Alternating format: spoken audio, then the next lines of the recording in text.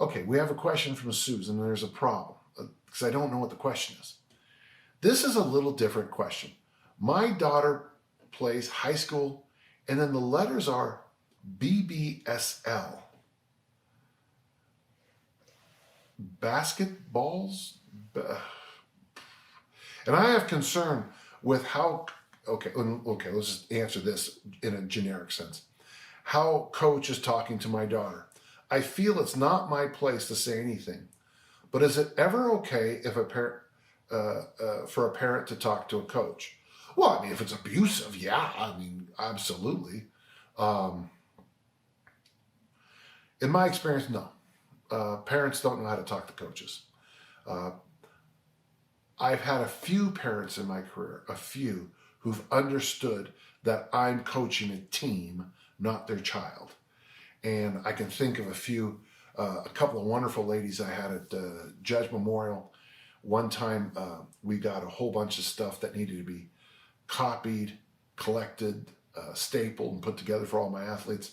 They all showed up and did it without even being asked and just took care of it. Back then, I was also sponsored by a company. I'm not necessarily proud of it, but it doesn't matter now. And we got a whole bunch of gear from this company, and they just took care of it. And they came up with a nice little way of rewarding the kids for certain things. And that was just magnificent. I'm going to tell you the story of my father one more time. I tell it all the time, but I was a sophomore at Skyline College. I was going to win the state championship. I was the captain of the team that won the state team championship. I was the most valuable player the year before. I was most improved. I was the captain, okay? And Coach Lahati came up to me one day, angry at me at practice, and he goes, usually when coaches are recruiting my athletes, they come talk to me first. And I said, okay, coach, that's great. I don't understand. He goes, well, I've been noticing a lot of the track meets, after you throw, you spend some time talking to some coach from somewhere. I go, I don't know what you're talking about, coach. Every place I'm being recruited from is from letters back in the day. And he goes, well, he's a short guy. He wears a suit. And I went, coach, that's my dad. And he went, oh my God. And then he realized at the next home meet that my mother and my father had been at every single track meet. And my dad would come up. Didn't matter where we were, my dad would show up. My dad would come up after I competed, and we would talk. And it wasn't always about how I did. We would just talk. Some of the best memories of my life, come to think of it. So your team captain, MVP, state champion, won the Phil Garlington Award that year, and I can't announce it, but something else is going to come up too. And my dad didn't know who my mom and dad were. That to me is how I would do things. I would be a total believer in staying it off. Here's the upside, Susan, of what's going on right now. Your daughter is learning lessons about real life. Maybe this coach is overbearing or toxic. Now, abusive is a different thing. I mean, 911 that, take care of it. But if it's just you don't like the way he yells or does things, well, if it's terrible, you're not the only one noticing.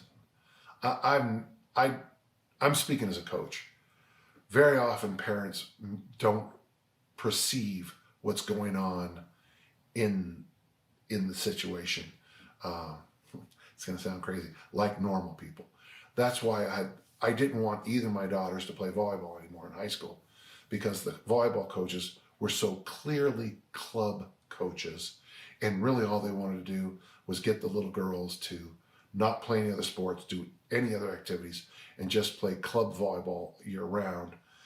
And I tell you, when I heard what one of the moms told me she paid for her daughter, well, I'll just tell you, $1,200 a month for her daughter to be in this club elite program, so she could get a scholarship. Well, she got a scholarship. It was minimal. That $1,200 invested in coffee cans buried in the backyard would have been better for her college education than that tiny scholarship. So I didn't want my daughters to play as seniors, especially, and even juniors, because I just didn't like the way it was being handled. I listened to my daughters complain, but I sat in my hands like my father did. Did my daughters learn life lessons? Yeah, we just talked about it a couple weeks ago again. This might not be what you want to hear, but this is me telling you the truth from what my experience and from my heart. Hey, it's a great question. This is my opinion. You can disagree, but just remember, you better make sure it's important before you make it into a big deal, because this story is going to linger with you and your child and all the other members of the team and the athletic department that coaches for a long time. Handle it well, and I don't have any advice how to do it well. I only can tell you how not to do it, and good luck.